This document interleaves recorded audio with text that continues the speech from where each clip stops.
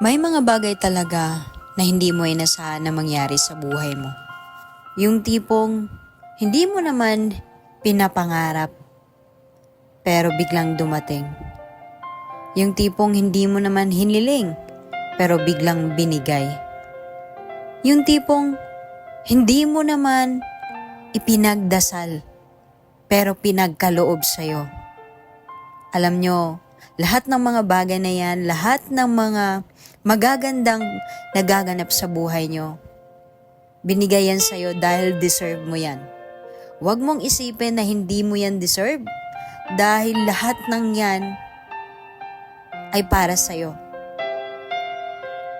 Maganda man yan or nahihirapan ka man, pagsubok man yan o kasiyahan, deserve yan sa'yo.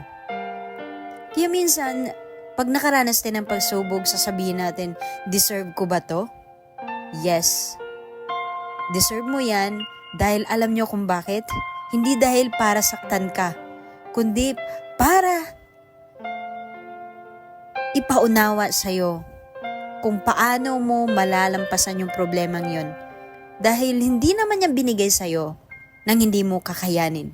Tandaan nyo yan. Kaya ikaw, kung nahihirapan ka man sa buhay, lagi mong tandaan na lahat ng mga bagay-bagay na nangyari sa'yo ay pinagkaloob yan sa'yo dahil deserve mo. Tandaan mo yan.